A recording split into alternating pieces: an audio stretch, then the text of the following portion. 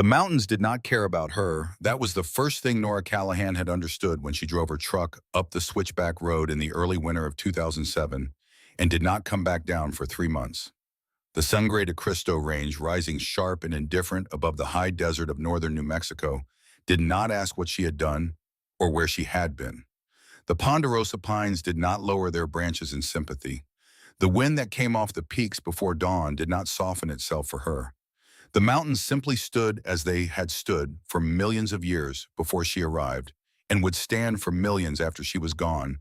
And in that absolute indifference, Nora had found the first real silence she had known in years. She was 54 years old now. The woman who had driven up that road all those years ago had been younger in body, but ancient in the way that mattered. She had come here to disappear, and by every practical measure she had succeeded. The cabin sat at 8,200 feet, tucked against the eastern face of a ridge that blocked the worst of the afternoon wind.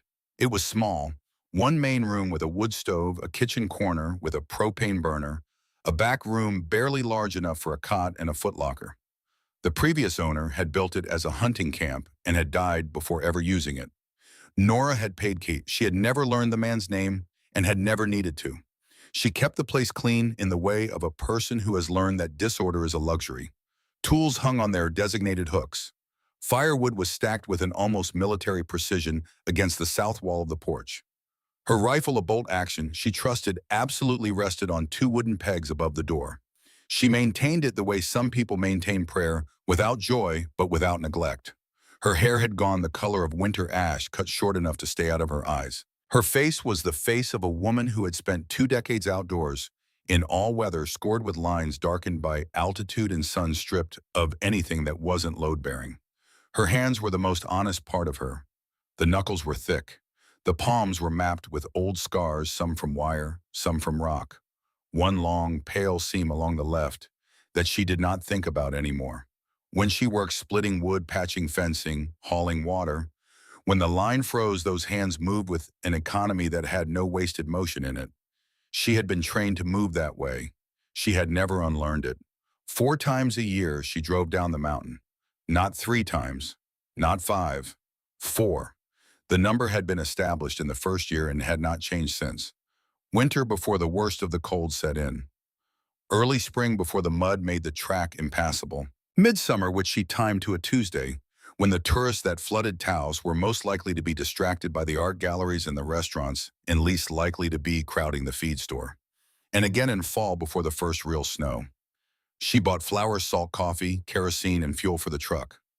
She spoke to no one unless spoken to, and even then she kept her answers to the minimum number of syllables the situation required. The people in Taos knew of her in the way that small towns know of their permanent mysteries. The woman from the mountain, she paid she did not linger. The younger staff at the feed store had theories, widowed or strange or both. The older ones, the ones who had been there long enough, did not theorize. They simply nodded when she came in and did not try to make conversation. Over time, even this small courtesy had come to feel like a form of respect. It was a Tuesday in October, the sky the deep particular blue that only appears at altitude in autumn, when Nora made the drive down. The truck was a 3/4-ton Ford from the early 1990s, bought for its mechanical simplicity and its indifference to comfort. The heater worked on one setting. The radio had been disconnected years ago.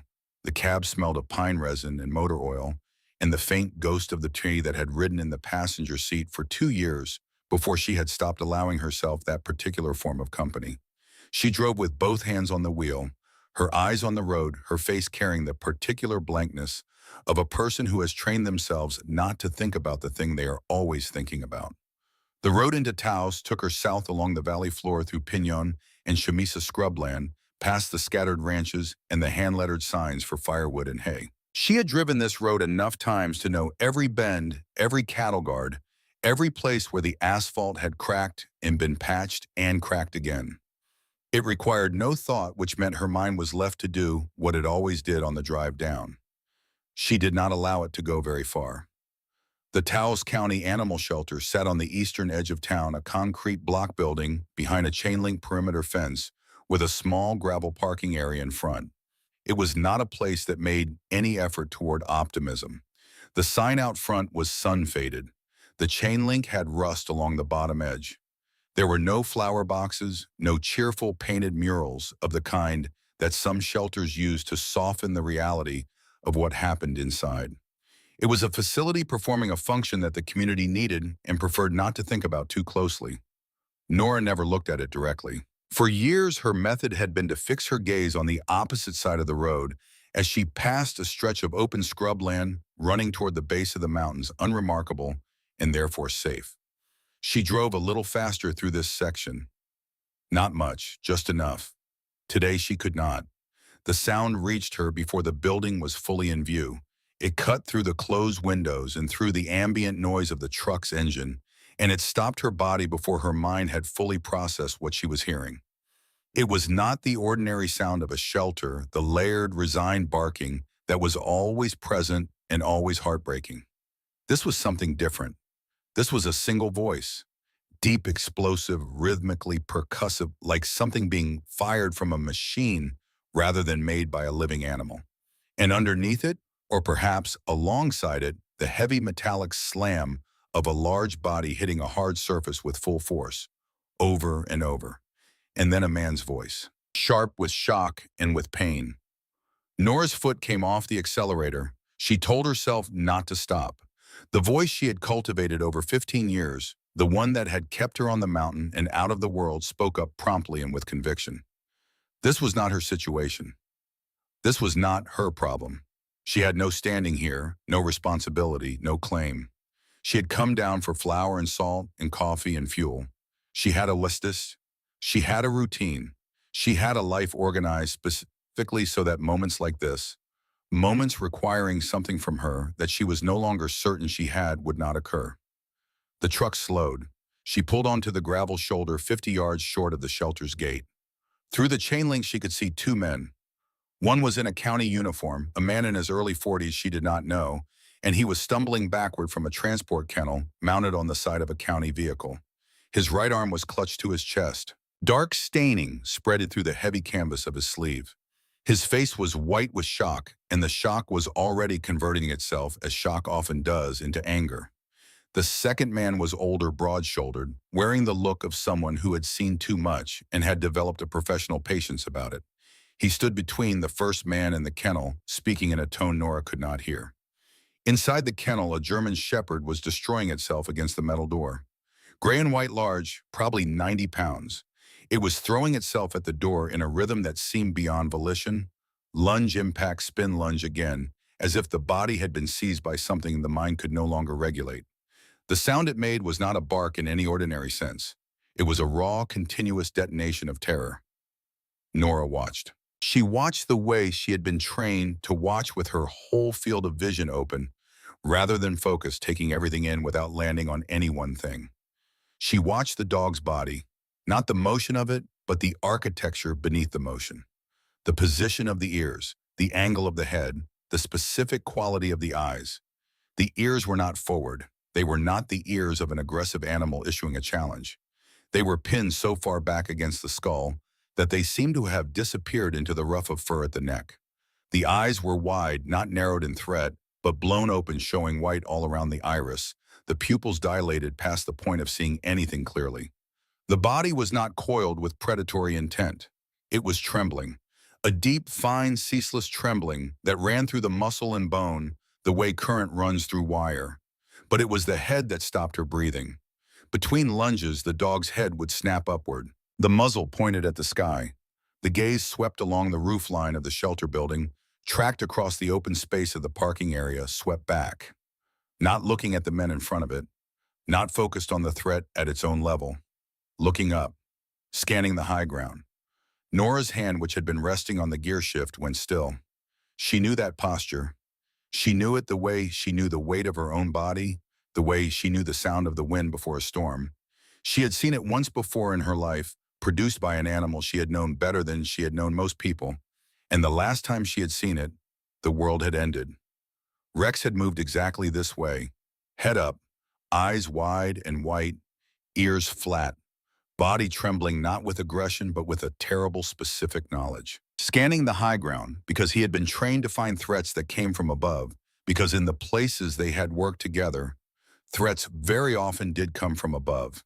And because a dog trained at that level does not forget. He had shown her that posture once in the last moments before the explosion that had taken him from her, and she had spent every year since then wishing she had understood sooner what it meant. This dog was not attacking. This dog was not vicious. This dog was looking for a bomb. Nora turned off the engine. The silence of the cab was sudden and absolute. She sat in it for 3 seconds. Then she opened the door and stepped out onto the gravel. The uniformed officer Travis Cole, she would learn his name later, saw her first. His face already raw with pain and anger contracted further. She could see him reading her a woman in her 50s, worn brown leather jacket over a flannel shirt. The color of dried blood jeans faded to the particular gray of long-use boots that had covered serious terrain. No uniform, no badge, no obvious reason to be walking toward a situation that didn't involve her. The older man turned. He had a sheriff's bearing, the kind that doesn't leave a person even years after the badge has been put away. He looked at her without the suspicion Travis wore, assessing rather than dismissing. There was something in his eyes that recognized the way she moved. This was Walt Briggs, former Taos County Sheriff, now director of the shelter he had campaigned to keep funded through 3 budget cycles. 62 years old. A man who had learned after decades of managing emergency situations that the most useful thing he could do in any given moment was create space for the person who knew what to do next. Travis spoke first, his voice tight and elevated with pain. "Ma'am, this is not, you need to stay back. This is an active K9, Nora said. She looked at the kennel, not at him. Army, handler. 2 words and a noun. They landed differently than Travis's instruction. He stopped speaking. Walt's expression shifted in a way that was almost imperceptible, a slight easing around the eyes, as if a calculation had just completed itself. He did not ask her for credentials. He did not ask her how long ago, or which unit, or what her clearance level had been. He simply turned and walked to the supply shed at the side of the building. He came back carrying a 3-legged milking stool, wooden simple, the kind that had no business in a modern animal shelter, but which sometimes accumulated in outbuildings the way useful things do. He set it on the gravel in front of the kennel.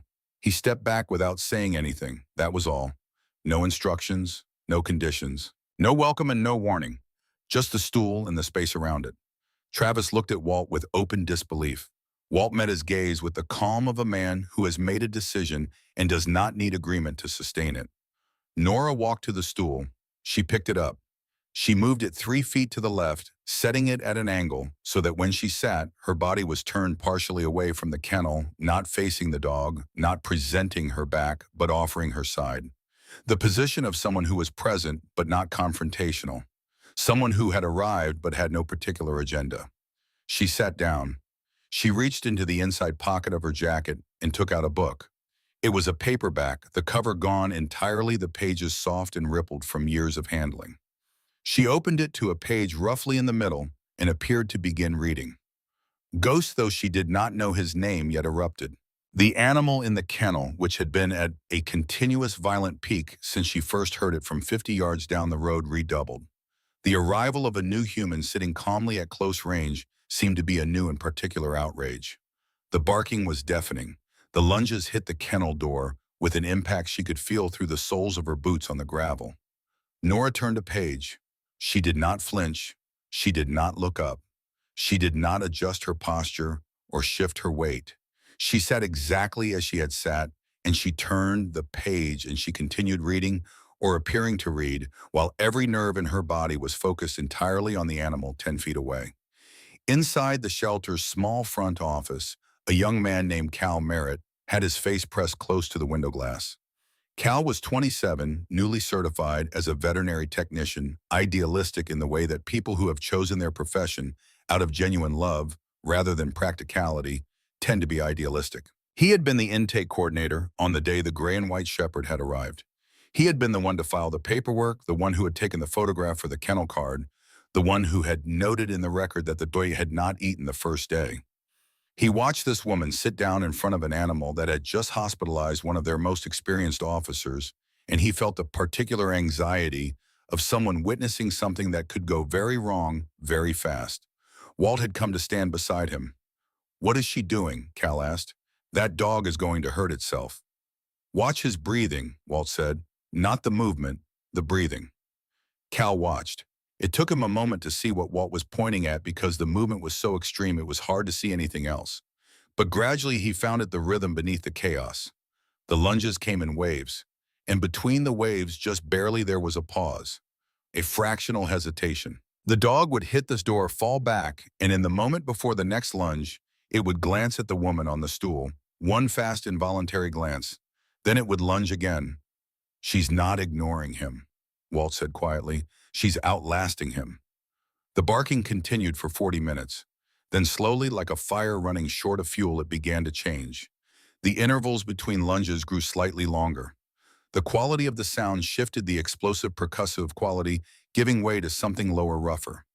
The dog's body was beginning to carry the weight of what it had spent on itself. At 50 minutes, Ghost retreated to the back of the kennel. He did not lie down. He remained on his feet, sides heaving, chest soaked with saliva, eyes still locked on the woman on the stool. But he was not lunging. The deep growl that replaced the barking was constant and seemed to cost him something to maintain.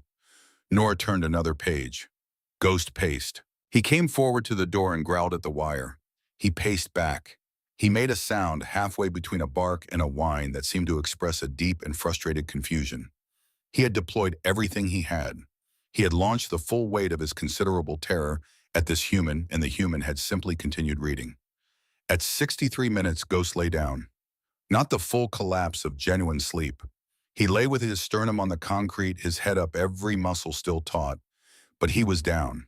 His panting had deepened from the shallow, rapid rhythm of panic into something slower. He was still watching her. But he was watching with something that, for the first time, was not purely terror. It was the beginning of a question. Nora closed her book. She placed it back in her pocket, picked up the stool, and walked back to the office without looking at the kennel. She set the stool beside the door. Walt handed her a cup of coffee without preamble. She took it. "Tomorrow," she said, that was all. She drank half the coffee, handed the cup back, and walked to her truck. She had not bought her supplies. She had been at the shelter for over an hour. She would have to come back into town the next day, which meant breaking the ritual she had maintained without interruption for years. She did not allow herself to think about this. She started the truck and pulled out of the lot. In the kennel behind her, Ghost lay watching the empty space where she had been. The next morning before she came back, Cal Merritt found the paperwork.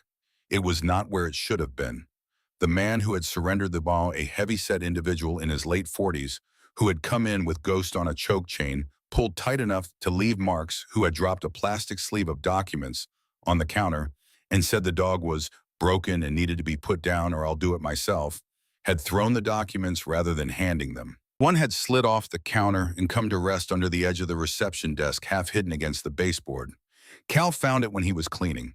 It was a clear plastic sleeve containing a D Form 2209, the standard military canine medical record, and beneath it, a certificate of discharge from the Department of Defense. Cal stood under the fluorescent light of the empty reception area and read it twice. Ghost, canine designation W612, multi-purpose canine military working dog program, multiple deployments, commendation notation, discharged honorably in 2023. The microchip number matched the chip Cal had scanned on intake. Cal ran the previous owner's plates through the county database. The man had 2 prior citations for animal cruelty. One for a dog found tied outside without water in August. One for a neighbor's complaint that had not resulted in charges, but had generated a report describing a medium-large dog that appeared to have been struck repeatedly about the head. Cal sat down in the reception chair. He stared at the document in his hands. He had been working in animal welfare for 3 years and had never been good at the part where he had to not take it personally. When Nora arrived just after sunrise, Cal was waiting at the entrance to the quarantine wing. He did not say good morning. He held out the plastic sleeve. She took it. She read it standing in the cold hallway, the early light coming through the narrow window at the end of the corridor. She read it the way she had learned to read field reports, quickly, completely registering everything without showing that she was registering anything. Military working dog, honorably discharged, commendation, beaten after he came home. She stood still for a long time. The document was slightly crumpled at one corner, where Cal had folded it back into the sleeve. She smoothed it with her thumb once before she handed it back. She did not say anything. She picked up the three-legged stool that Walt had left in the hallway and walked to Ghost's Run. From her jacket pocket, she took a small square of foil pressed flat. She had prepared it the night before in the cabin. High-value food-dried liver, the kind she had kept for years, out of a habit she had never examined too closely, buying it from the feed store on her quarterly trips with no particular purpose in mind. She unfolded the foil. She did not throw it into the run. She did not try to press it through the chain link. She knelt slowly, ignoring the cold concrete and the protest of her knees, and slid it through the gap at the base of the gate until it rested just inside. Then she stood, walked back to her stool, and sat down. Ghost had exploded at her arrival, the pattern from the day before repeating itself, with only a slight reduction in initial intensity. He was against the back wall, snarling by the time she was seated. He stared at the square of foil on the concrete floor of his run. He stared at her. He stared at the foil again. The standoff lasted most of the morning. The sun moved. The temperature in the concrete corridor rose by a few degrees. Ghost paced and stopped and paced again. His nose was working constantly. She could see it from where she sat, that fine, quick twitching that meant the scent was reaching him despite everything else. He was hungry. He had been hungry for days, eating only what he was certain was safe. Nora read her book, or she held her book and sat and waited. This was not patience in the way most people experience patience, as something that had to be endured. It was something older and more fundamental than that. It was the patience of someone who has learned that time is the only currency that cannot be faked. You could not simulate the passage of time. You could not buy trust with anything other than the sustained, unremarkable proof of your own consistency. She had learned this in a compound in Afghanistan's Kandahar province, working dogs in 120-degree heat, where a handler who got ahead of the animal got both of them killed. She had forgotten that she knew it, or she had known it and had chosen not to use it for a very long time. But the knowledge was still there, stored in the body the way physical knowledge always is deeper than thought. The afternoon came in. At 3:17, Ghost moved. He did not come all the way to the gate. He moved forward, perhaps 4 feet from the back wall, his body low, his movement reluctant as if pulled against his will. He put his nose down toward the foil square. He lifted his head and looked at Nora. He put his nose down again. At 3:41, he ate. He was fast, a quick snap of the head, the foil package gone in an instant, retreating immediately to the back wall, as if ashamed of what he'd done. He stood there with his back to her briefly, then turned around and sat facing her. The growl had stopped sometime in the past hour. He was watching her now with an expression she recognized. Not trust, not even the beginning of trust, but the recognition that something did not follow the pattern he had been taught to expect from human beings. Walt appeared at the end of the corridor just before Nora stood to leave. He had a coffee again. He always seemed to have a coffee at the right moment, as if he maintained a private surveillance of the hallway to time these appearances correctly. Travis came by, he said. Nora accepted the coffee. She said nothing. He filed the official report with the county board. Walt leaned against the wall with the ease of a man who had spent a career learning how to be present without being intrusive. They held an emergency session this morning, insurance company. He paused. 7 days. After that, I have to sign the order. 7 days. The number sat in the air between them. They both understood what it meant. The protocol in these situations was clear and had the force of county ordinance behind it. An animal with a documented aggression incident of this classification level, 4-officer injury requiring medical treatment, could be subject to behavioral euthanasia on a compressed timeline. The shelter director could recommend. The county board had voted. The timeline had begun. Nora looked down the corridor toward Ghost's Run. The dog had moved again, she could see from here. He was no longer at the back wall. He was lying 4 feet from the gate. There's an exemption clause, Cal said. He had appeared from the direction of the clinic, a clipboard in his hands, reading glasses perched on the end of his nose. He looked slightly out of breath, as if he had been reading fast. Section 7, subsection C, the euthanasia order is suspended if the animal can demonstrate, and I'm quoting, manageable behavior sufficient for safe transport, meaning muzzle acceptance and leash compliance. 20 steps from the kennel to a transport vehicle. He looked up from the clipboard. He looked at Nora. That's it, he said. Not rehabilitation, not adoptability, just 20 steps. Nora did not respond immediately. She was looking down the corridor. Ghost had his head on his paws. His amber eyes were open, watching the spot where she had been sitting all day. He was watching it the way a dog watches a door it expects someone to come back through. 7 days, a muzzle, 20 steps. She had spent 15 years on a mountain becoming very good at refusing to be responsible for anything. She had built the refusal carefully stone by stone, the way you build a wall against a thing you know will come if you give it any opening at all. She had been proud of it in the way that people are sometimes proud of the defenses that are slowly killing them. She looked at the military discharge certificate that Cal was still holding in his other hand. Multi-purpose canine, honorably discharged, beaten after he came home. "I'll need the stool again tomorrow," Nora said. She handed Walt back the coffee cup and walked out to her truck in the lost light of the afternoon, the mountains rising dark and enormous against the sky to the north, the air carrying the first real edge of the coming cold. She sat in the cab for a moment without starting the engine. Tomorrow, and the day after, and the day after that.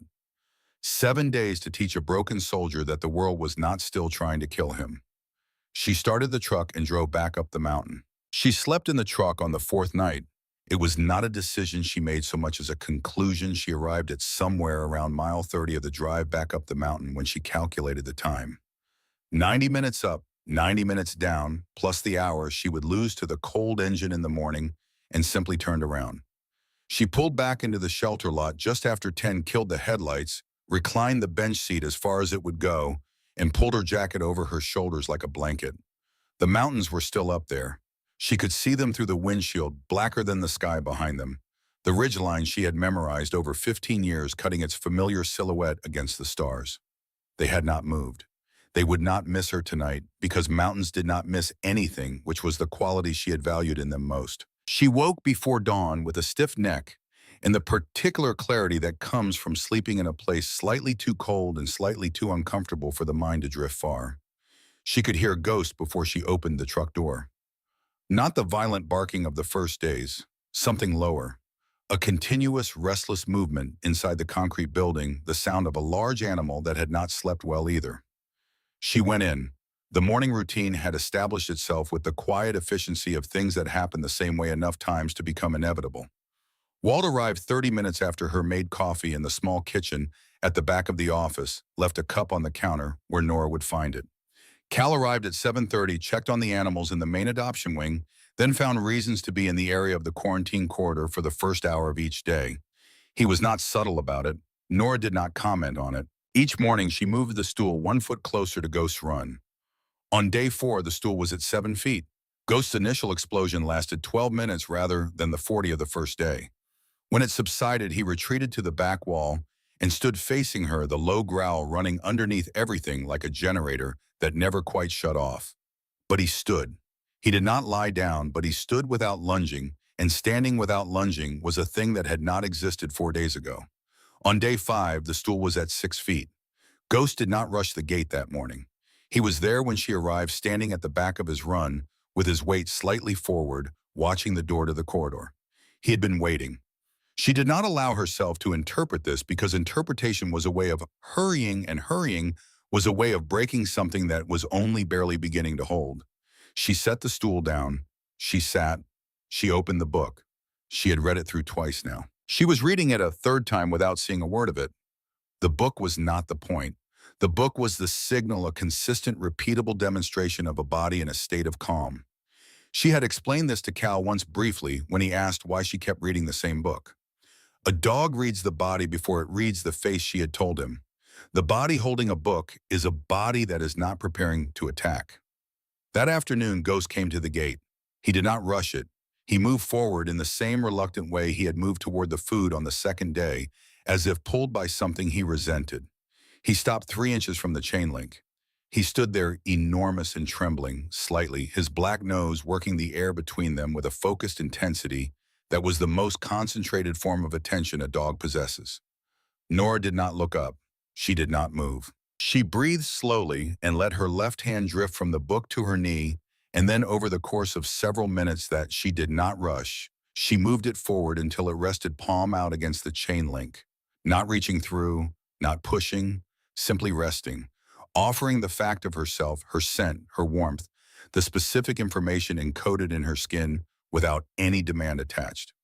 Ghost Nose found her hand. The moment lasted perhaps 4 seconds. His breath was hot against her palm.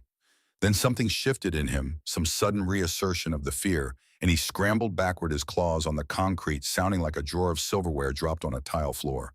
He was at the back wall again, his sides heaving, staring at her with an expression that was the canine equivalent of having said something he hadn't meant to.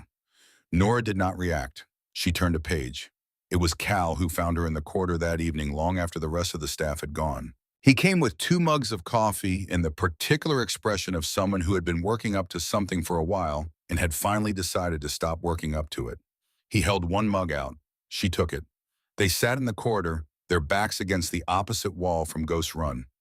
Ghost was resting, not fully asleep, but down, his head on his paws, his amber eyes moving from Nora's face to Cal's face and back. "You don't have to answer this," Cal said. He was 27 years old and had good instincts about when not to press. He said it like someone who meant it, not like someone issuing a social formality before pressing anyway. Nora looked at Ghost. "Was it bad over there?" A long silence. Outside the building, the wind had picked up the dry, rasping sound of it against the concrete walls, distinct in the quiet. "His name was Rex," she said. Cal did not move. German Shepherd, black and tan. He could track a target across 2 miles of hard-pan desert in a full sandstorm. She paused. The mug was warm in her hands. "He was the best working dog I ever handled. Better than I deserved, probably." "What happened to him?" She looked at the wall on the far side of the corridor, at the place where the painted concrete had been scuffed by decades of kennel, doors, and equipment carts. She had not said this aloud in many years. She had said it inside her own head so many times that the words had worn smooth like stones in a riverbed, the original edges gone, only the shape remaining. "I gave a bad command," she said. "We'd been working 20 hours. The heat was past anything that should be legal. Rex alerted, gave me the signal, the specific one for a buried device. I knew what it meant. I had seen it 100 times. She stopped. Cal waited. "I hesitated," she said. "Part of me thought he might be wrong, thought maybe he was just tired or the heat was affecting him. I second-guessed him." Her voice did not break. It had the quality of a voice that had already broken so many times it had learned a different way to hold itself together. "I gave him the command to advance, just a few more feet, just to verify." The corridor was very quiet. "The IED detonated," she said. "He was gone before I could reach him." Cal stared at his coffee. "I left after that," she said. "Filed out, drove up the mountain, and I haven't explained myself to anyone since." She looked at Ghost. The dog had raised his head while she was speaking, his ears moving forward for the first time since she had known him, not pinned in fear, but upright, attending to the sound of her voice. 15 years of telling myself it was my fault, that I got my partner killed because I didn't trust him when it mattered. Cal said nothing. There was nothing to say to this, and he seemed to understand that with a maturity beyond his years. He did not offer her absolution or argument. He just sat with her in the fact of what she had said, which was its own form of respect. Ghost put his head back on his paws. His nose pointed toward the gate, toward Nora. She did not remark on this, but she saw it. The next morning, Travis came back. He arrived in his county vehicle at 7:53, which Nora knew because she had been watching the gate since 7:40. She did not know she had been watching it. She told herself she had simply been sitting with her coffee and looking at the lot, which was more or less the same thing. Travis got out of the vehicle.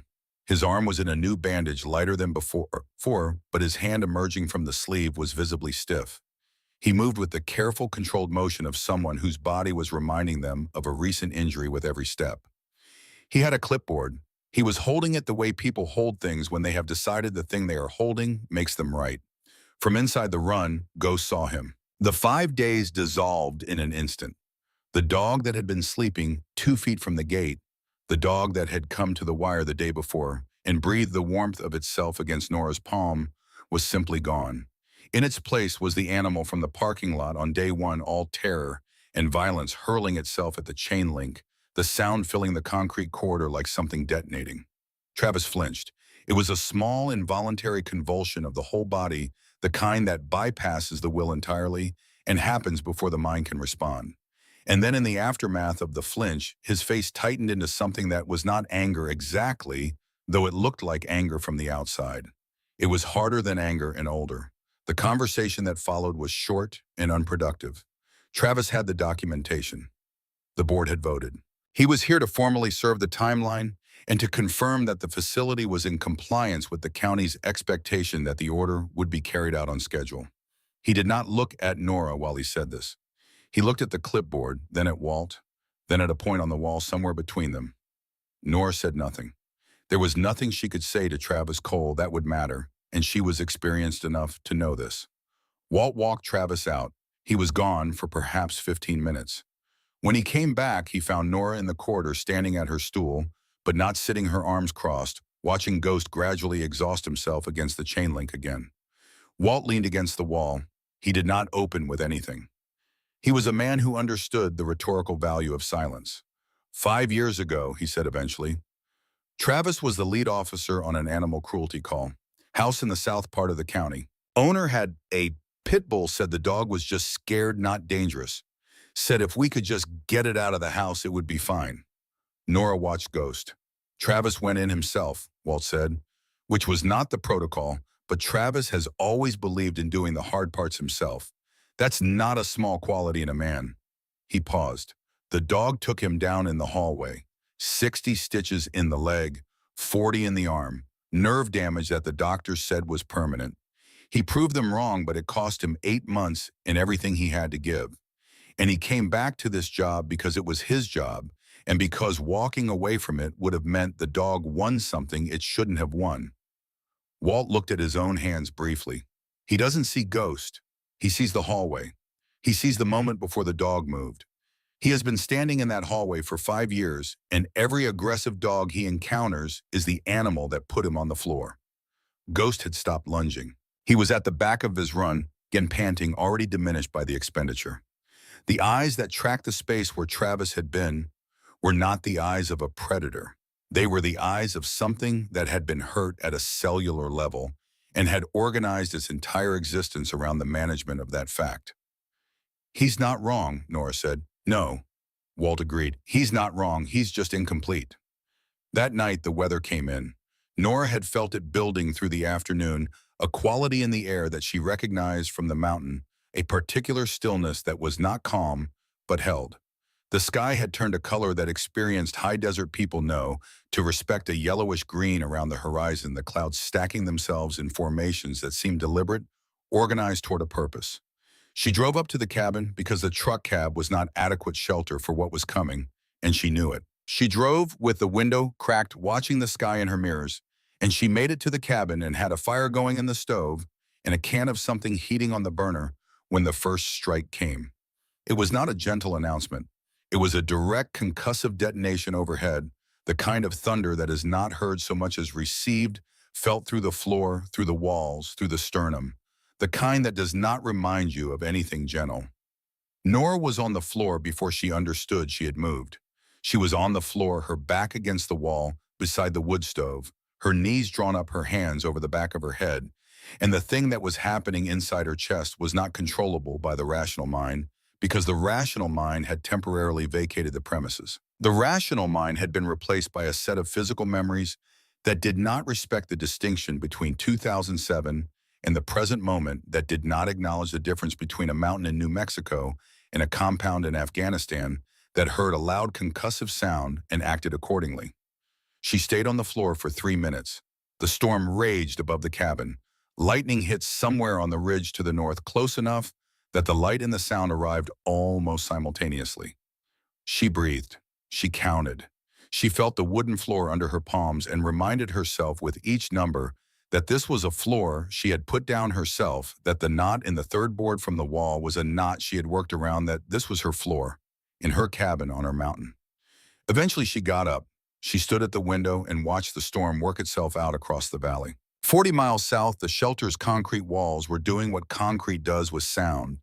Amplifying it, compressing it, returning it to the air inside changed. The thunder that reached the quarantine corridor did not sound like thunder. It sounded like the pressure wave of something massive and destructive moving through enclosed space. Ghost was asleep when the first crack hit. He was on his feet before the echo died. He was at the gate before the second strike. He hit the chain-link door at full speed, the latch already compromised from the impacts of the previous days, the metal fatigued around the housing in ways that Cal had noted and flagged for repair, but which had not yet been addressed, taking the full weight of 90 pounds of terrified animal moving at velocity. The latch held on the first impact. It held on the second. On the third, the housing pulled from the frame with a sound like a gunshot and the gate swung outward, and Ghost was through it before the door had finished moving. He ran the length of the corridor in 3 seconds. He hit the locked front entrance and rebounded. He turned. He ran toward the clinic at the back of the building. He found the large intake flap designed for passing equipment and supply bins, far larger than a standard cat door, and he went through it on instinct and momentum, tumbling out into the full violence of the storm. He ran into the dark and the rain and the thunder, all of which sounded exactly like the thing he feared most. And he ran not toward anything but away from everything, which is the only direction Tara knows. Nora's phone rang at 3:14 in the morning. The landline mounted to the kitchen wall, the one she had kept connected for emergencies and had used twice in 15 years. Its mechanical bell was loud enough to hear from the back room, loud enough to yank her out of a half-sleep she had finally managed at close to 2. She was at the phone in 4 steps. He's gone. Cal's voice was high and thin in a way that told her he had been awake for some time, before calling that he had probably spent part of that time hoping the situation would resolve itself before he had to make this call. The storm the latch gave. He's been out for at least 2 hours. Nora Travis was here when I found it. He's gone after him. She was already pulling on her boots one-handed. Where would Travis go? The high ground north of town, the old mining tract. Cal's voice fractured briefly. He had a rifle, Nora. He called it in as an escaped dangerous animal. It's legal. He has every right under the county ordinance to call Walt, she said. She hung up. She looked at the window where the storm was beginning to exhaust itself, the lightning moving east, the thunder arriving with a longer delay between flash and sound that meant distance. She looked at the phone on the wall. She looked at the jacket on the hook by the door. Then she looked at the wallet on the kitchen table. She kept a piece of paper in the back of it. She had kept it there for 15 years without ever taking it out, the way people keep things they cannot bring themselves to either use or discard.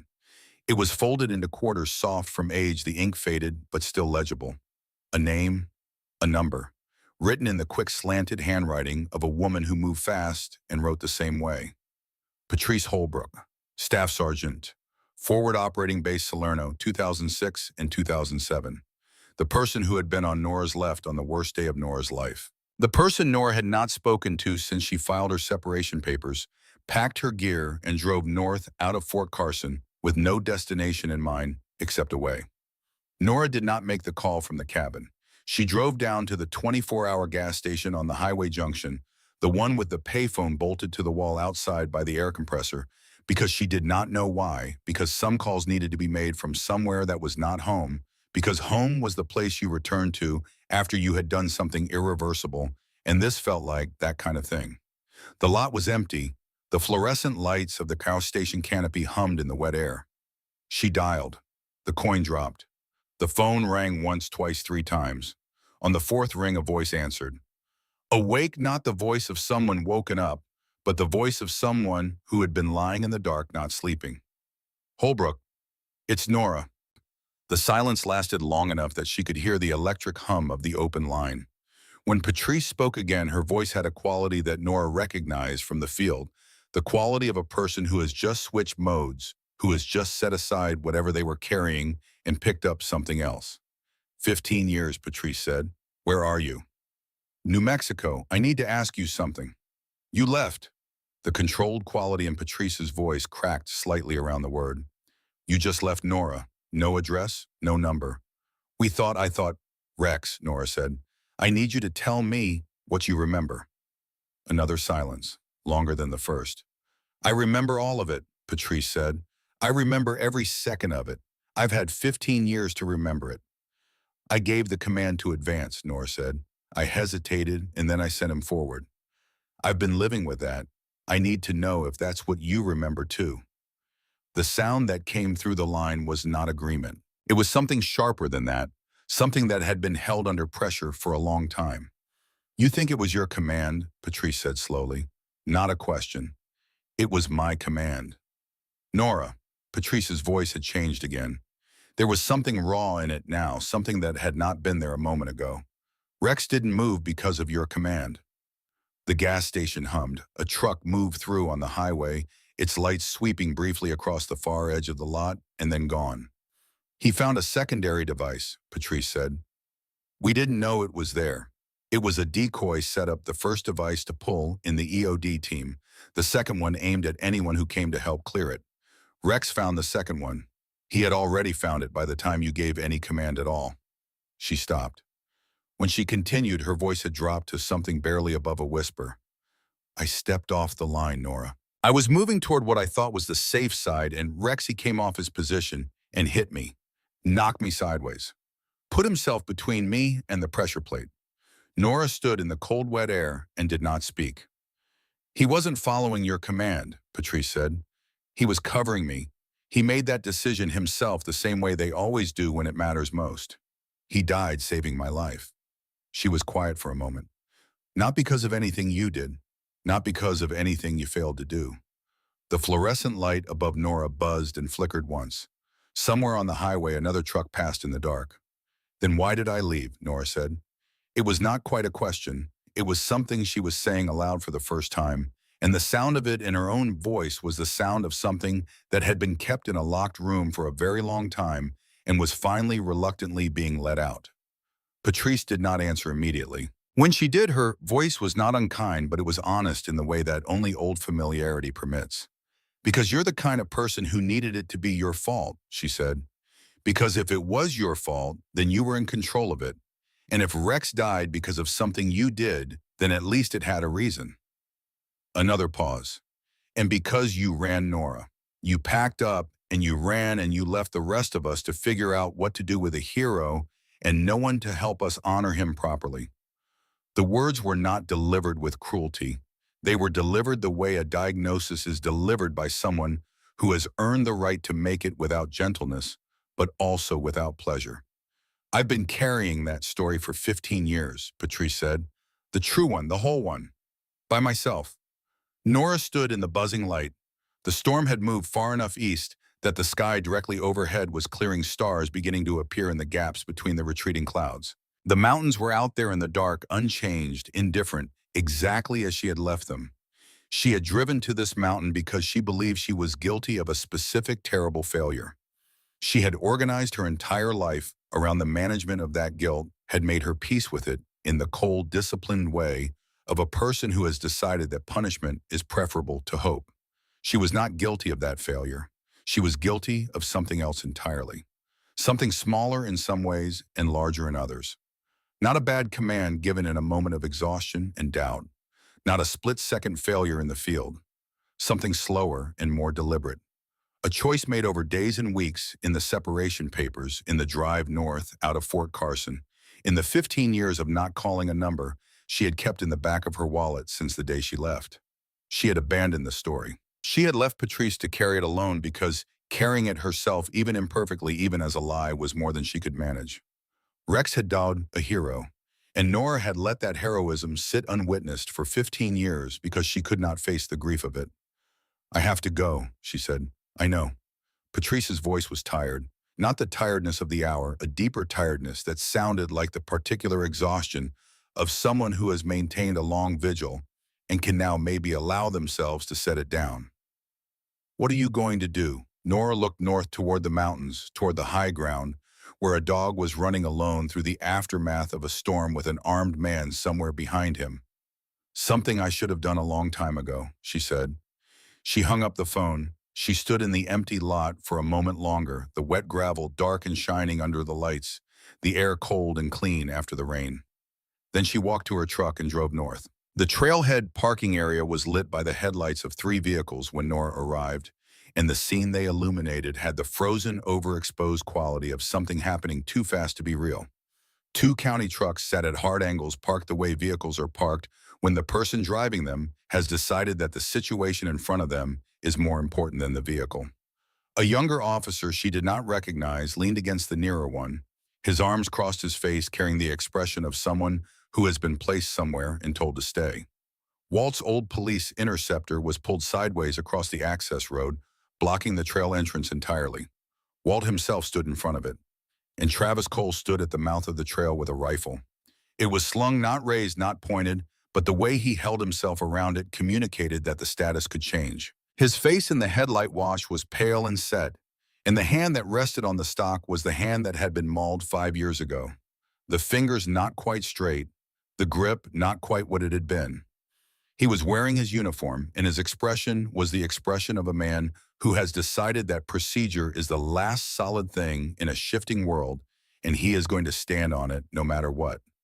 Cal was there too, standing between Travis and the trail in the particular way of someone who is not large enough to be a physical impediment, but has decided to be one anyway. His hands were at his sides, his chin up. He looked terrified, and he was not moving. Nora got out of the truck. She did not hurry.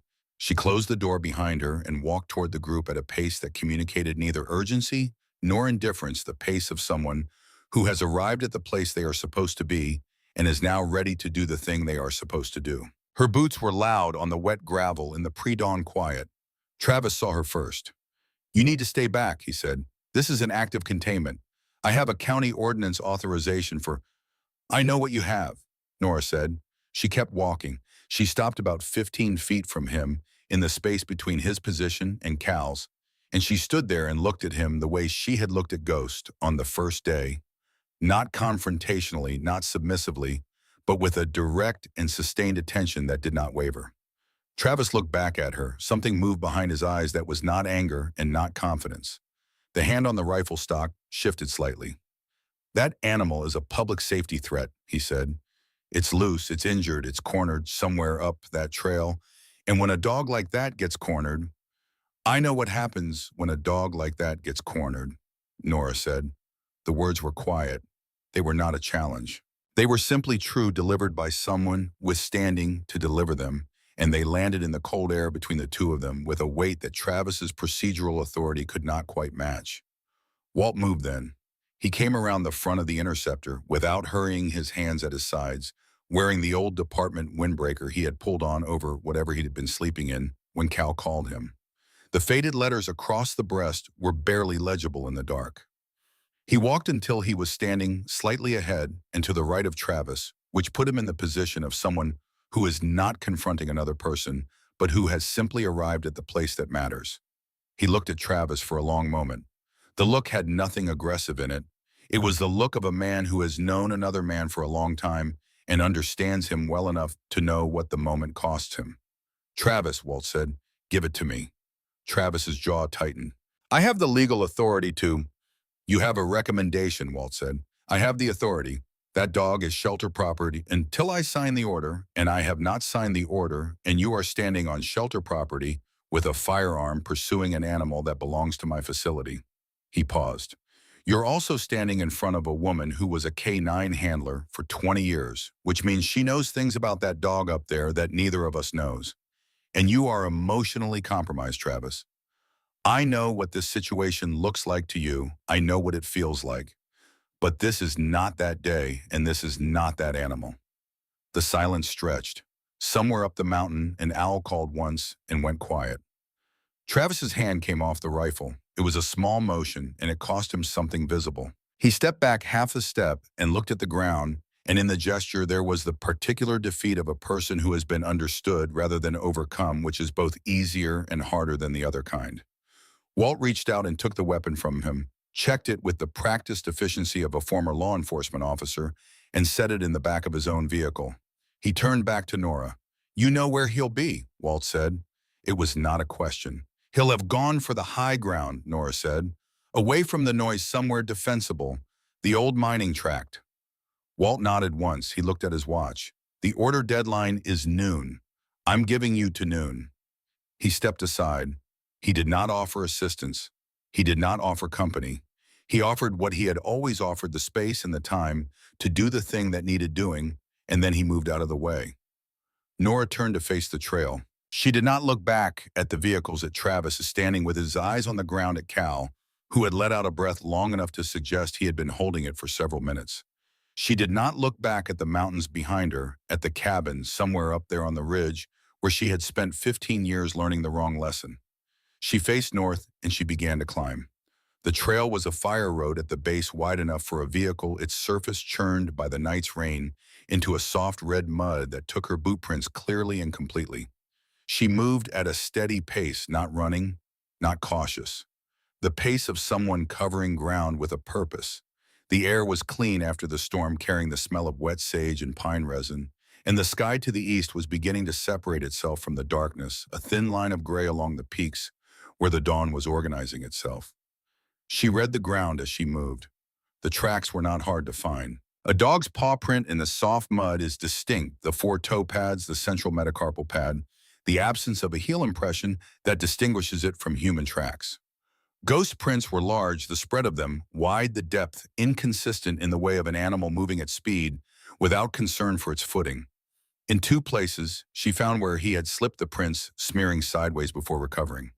In one place, she found a branch snapped at chest height, the break fresh, the wood still pale and wet inside. He had not been choosing a direction. He had been fleeing one. The Sonora mine had been inactive since the early 1970s, when the vein it had been working played out, and the economics of continuing stopped making sense. What remained was the topography of extraction, flattened areas of worked rock, the ruins of a processing shed, scattered equipment too expensive to haul out and too rusted to be worth stealing, and the geological consequence of decades of digging, a landscape of fissures, overhangs, and collapsed sections where the surface had simply given way above worked-out tunnels underneath. It was the kind of place that a person who understood ground would immediately identify as offering both concealment and multiple sight lines. It was the kind of place that a dog trained in the assessment of terrain, trained to find positions that controlled elevation and reduced exposure, would move toward instinctively in the absence of any other organizing principle. Nora crested the last rise and stopped. The mine site spread before her in the early light gray and rusted and still. The processing shed had lost its roof entirely, the timber frame standing in isolation, like the ribs of something long dead. Beyond it, the worked rock extended toward the ridge, punctuated by the dark mouths of collapsed shafts. She did not call out immediately. She stood and she listened. Wind over rock. The distant drip of water somewhere below the surface. A raven somewhere on the ridge, its call sharp and brief. And underneath these barely audible, a sound that she placed before she fully heard it, the low, grinding, reluctant growl of a large dog that has been cornered and has nothing left but the performance of threat. It was coming from below her. She moved toward the sound carefully, her eyes on the ground, reading the rock for the soft margins where a surface might not hold. She found it 20 yards from the processing shed, a fissure in the worked rock roughly 8 feet wide, dropping into darkness. The collapsed entrance to a worked-out shaft, the timber, shoring long since rotted the surface above, caved in some years ago into a narrow vertical pocket. She looked down. Ghost was at the bottom. He had gone in or fallen in at full speed in the dark, and the impact and the angle of the fall had done something to his rear right leg. He was standing on 3 legs in the narrow space, his back pressed against the rock wall, his head up, his eyes in the gray dawn light below her, the color of old amber set into a face that was dirty and wet and rigid with pain and fear. He saw her and he lunged upward, snapping at the air, his claws finding no purchase on the rock face. The sound he made was not a bark. It was the sound of an animal that has used everything it has and is running on nothing but the oldest instructions it possesses. Nora sat down on the edge of the fissure. She did not think about the descent. She did not calculate it or prepare for it in any elaborate way. She simply sat on the edge, found the slope with her feet, a steep chute of loose shale 20 yards down the fissure's length that led to a narrow ledge above Ghost's position, and she pushed off. The descent was loud and undignified. The shale moved under her like water, and she rode it as much as she fought it, her hands dragging against the rock face for friction, her jacket tearing at the elbow.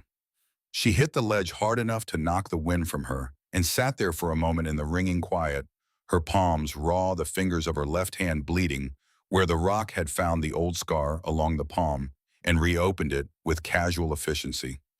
Ghost went frantic below her.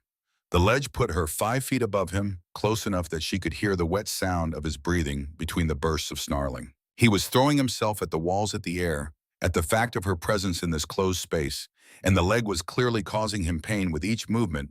She could see it in the way he landed, the involuntary compensation, the fraction of a second where the normal dog movement stuttered. Nora sat on the ledge.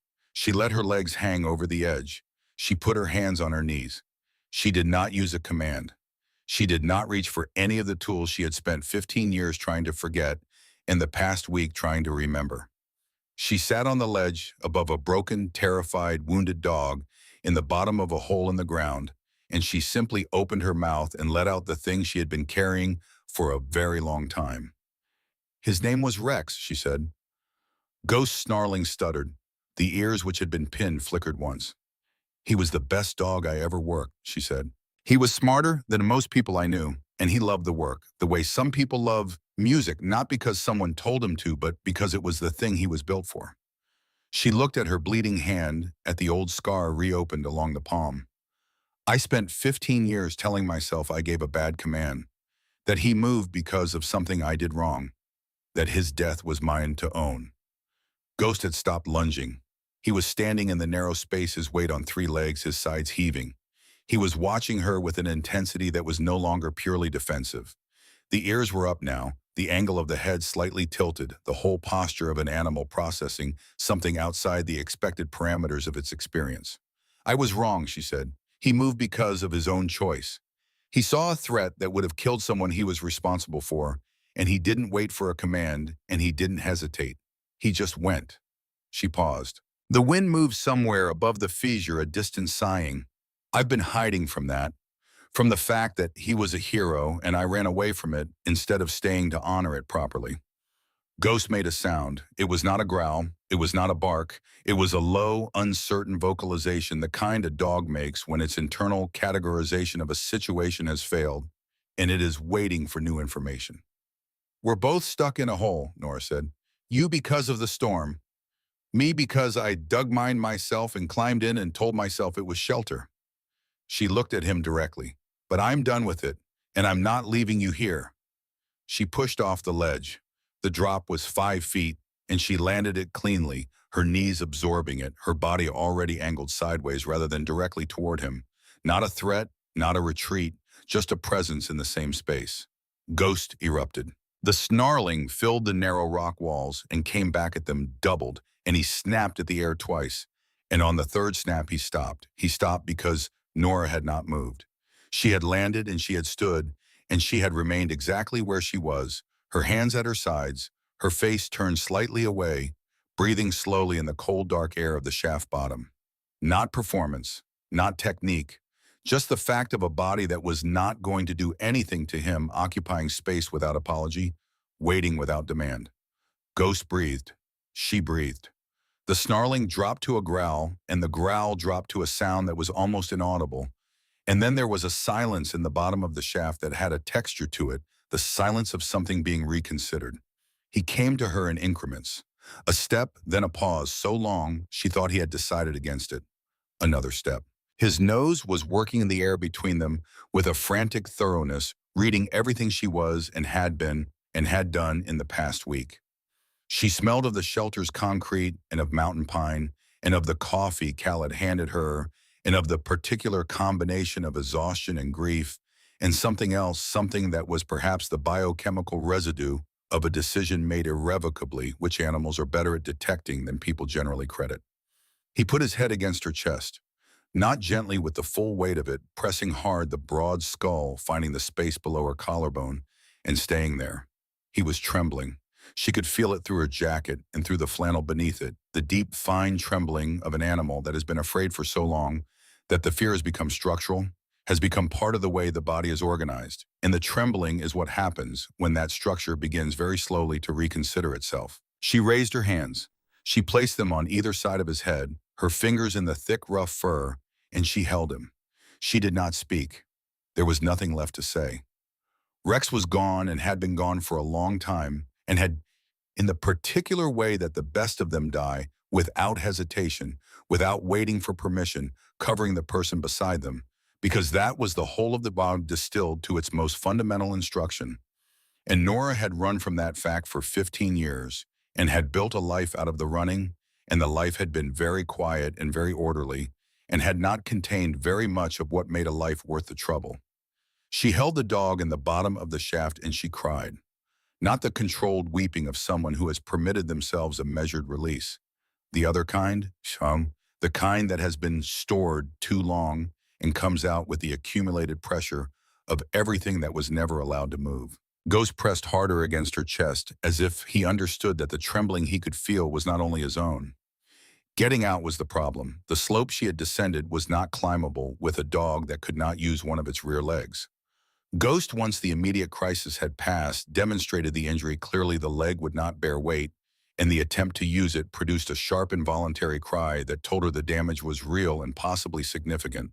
She fashioned a harness from her belt, looping it through itself until it sat across Ghost's chest and under his good foreleg, giving her something to lift from without putting pressure on the injured limb. The route out was not the route she had come in.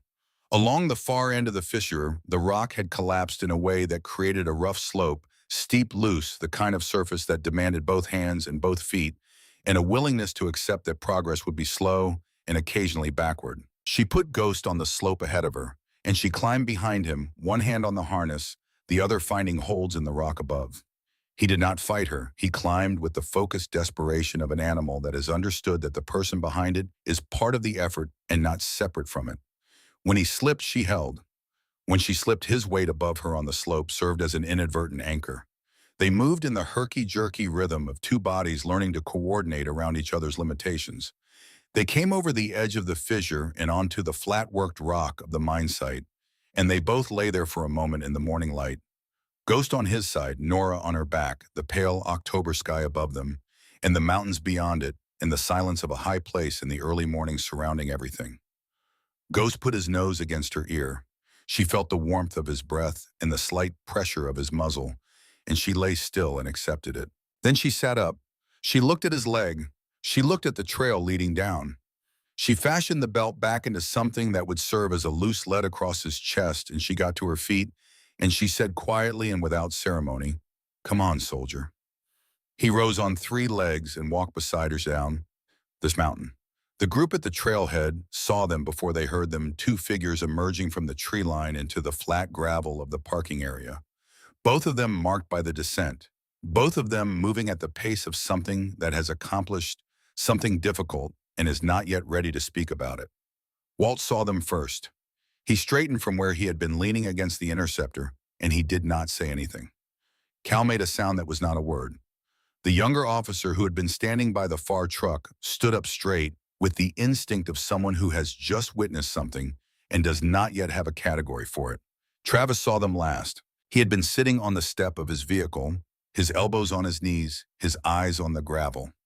He looked up when he heard the change in the quality of the silence around him, and he watched Nora and Ghost come into the light, and he watched the body that had shattered 5 days of careful work, at the sight of him, walk across the gravel on 3 legs with a lead so loose it was barely a formality, his whole attention on the woman beside him. Travis watched this for a long time. Then he stood up. He walked to his truck and opened the side panel where he kept his emergency equipment. He took out a professional medical kit, the large kind orange equipped for serious field injury. He carried it to the midpoint of the space between himself and Nora, and he set it down on the gravel. He did not step closer. He did not speak. He set the kit down and he stepped back, and the gesture contained everything he was apparently able to offer in that moment, which was not nothing. It was in its way considerable, the concession of a man whose fear had organized itself into procedure, and who had just watched the procedure fail to account for something important, and who was acknowledging this in the only language currently available to him. Nora looked at the kit on the ground. She looked at Travis. He was already looking away, his jaw tight, his hand, the damaged one, pressed against his side. She nodded once. He nodded back. Walt moved in then with the quiet efficiency of someone who has been waiting for exactly this moment to become useful. He crouched beside Ghost, running his hands along the injured leg with a careful, experienced touch. "Cal," he said, Get the clinic open. We need the portable x-ray. Cal was already moving. They carried Ghost between them, Walt at the hindquarters, Nora at the chest through the shelter's side entrance, and into the clinic where the lights came on, and the equipment came out, and the work of assessing the damage began. The leg was not broken. The x-ray showed a severe soft tissue injury to the stifle joint, the kind that heals with rest and time, and the right support. Cal splinted it with the focused competence of someone doing the thing they were trained to do, and doing it well. Ghost lay on the examination table and let them work, his eyes moving between Cal's hands and Nora's face. Walt found Nora at the door of the clinic an hour later, while Cal finished the bandaging, and Ghost lay in the post-procedure quiet that is its own particular form of exhaustion. The cottage at the back of the property, Walt said. He said it the way he said most things, without preamble, without decoration, as a simple fact placed in front of her for her consideration. Been empty since the last groundskeeper. Plumbing works. Roof is solid. It's not much. Nora looked at him. I have 3 dogs in the back I've been hiding from the county assessment, he said. A hound that won't let anyone within 10 feet of it. A shepherd mix out of a fighting situation that I've been telling the board is under evaluation. He met her eyes. I've been waiting for someone who knows what they're looking at. Nora was quiet for a moment. She looked through the clinic window at Ghost on the table, at Cal's careful hands, at the boy who had run 15 miles through a storm and fallen into a shaft and climbed out of it and walked down a mountain on 3 legs and was now lying quietly under the hands of someone who wished him well. I'll need to go up and get my things, she said. Walt nodded. That was all. He put his hands in the pockets of the old department windbreaker and walked back toward the office, and the matter was settled in the way that the best decisions are settled, without drama, without ceremony, with the simple acknowledgement that the right thing has been identified and will now be done. She drove up the mountain that afternoon. The cabin looked the same as it always had, the stacked firewood, the tools on their hooks, the rifle on the pegs above the door. She moved through it, collecting what she needed, which was not much.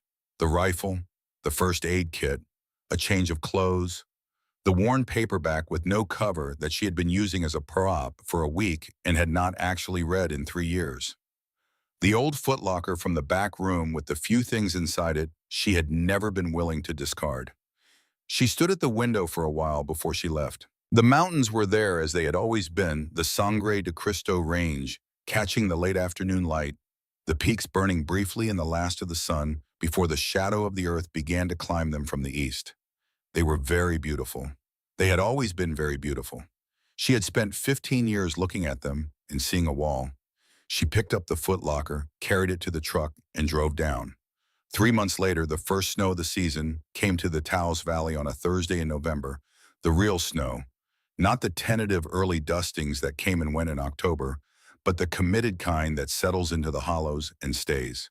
It came overnight and lay still and bright on the shelter grounds in the early morning, unmarked except for the trail of 3-legged prints from the back door of the cottage to the patch of winter sun on the south side of the porch. Ghost lay in that sun with the self-possessed ease of an animal that has decided after long deliberation that the present moment is safe. His gray and white coat was thick and clean and well kept. The rear leg, when he moved, gave him a slight rolling hitch to his gait that was more pronounced in cold weather. It did not appear to trouble him. He had adjusted his way of moving around it with the pragmatic adaptability of a working animal, which is to say, he had simply gotten on with things. Nora stood at the fence on the far side of the property, her breath making small clouds in the cold air. She had her jacket, on the brown leather one, repaired at the elbow, where it had torn on the fissure wall, and her hands were around a mug of coffee going cold. In front of her, in a folding chair, 6 feet from the chain-link door of an isolation run, a young man sat with his elbows on his knees. His name was Marcus Webb. He was 26, recently discharged from the Army, and he had driven 4 hours from Albuquerque because Walt had made a phone call and mentioned that there was a program and a person, and the description of both had made Marcus put down the phone and look at his hands for a long time, and then call back and say he wanted to come. Inside the run, a large hound mix sat pressed against the back wall. It was shaking. It had been shaking for 3 days. I'm not doing anything, Marcus said. His voice had the controlled flatness of someone managing something that threatened not to be manageable. I'm just sitting here and it's still shaking. I know, Nora said. How long did it take, with yours? She looked past the fence toward the cottage porch where Ghost had raised his head at the sound of her voice and was watching her with the steady proprietary attention of a dog that has decided its person is its permanent responsibility. He put his head back down when she looked at him. Longer than it should have, she said. But that wasn't the dog's fault. Marcus looked at the hound. The hound looked at the corner where the wall met the floor. What do I do? He said. Nothing, Nora said. You sit there, you breathe. You show it that the space around you is not dangerous. She looked at him at the set of his shoulders, the particular way he held his coffee cup, the stillness that was not calm but was working very hard at the appearance of calm. You already know how to do this. You've been doing it your whole life. Marcus was quiet for a moment. Is it going to be okay? He said. It was not entirely about the dog. Nora looked at the mountains to the north, at the high ridge, catching the morning sun, at the place where the sky was the deep particular blue that only comes with altitude and cold, and the specific quality of winter light in the high desert. The mountains were there as they always were, indifferent, unchanged, holding everything in their geological patience without judgment or preference. She had spent 15 years reading that indifference as permission to disappear. She understood now that it was something simpler. The mountains did not care about her, and that meant that the caring, all of it, was hers to do. The caring was not something that would be handed to her or required of her by the landscape or enforced by the altitude. It was a choice made again each morning in the direction of the valley and the town and the people and the animals and the specific hard work of being present in the world without armor. Yes, she said. She said it the way she had learned to say things that mattered without qualification, without the hedge that turns a truth into a maybe. She said it because she believed it, and she believed it because she had stopped on a highway shoulder 50 yards from a chain-link gate and turned off her engine and gotten out of the truck and picked up a three-legged stool and sat down. Everything since then had been the consequence of that one decision to stop moving away. Marcus nodded. He turned back to the hound. He adjusted his position in the chair, slightly settling his weight more evenly, and he looked at a point just to the left of the animal, rather than directly at it, and he breathed. The hound's shaking did not stop, but after a moment its nose began to work the air. Nora watched this for a while. Then she turned and walked back toward the cottage, toward Ghost on the porch, toward the mug of hot coffee Cal had left on the step, toward the list of animals Walt had given her that morning, written in his spare, efficient handwriting. 3 names, 3 brief descriptions, the quiet inventory of creatures that had not yet found the language to trust anyone and were waiting without knowing they were waiting for someone willing to sit down and stay. Ghost lifted his head when she reached the porch. His tail moved once a slow, deliberate arc. She sat down beside him in the winter sun and put her hand on his broad head and felt the warmth of him under her palm, and the mountains stood to the north exactly as they always had, and for the first time in a very long time, she was not looking at them.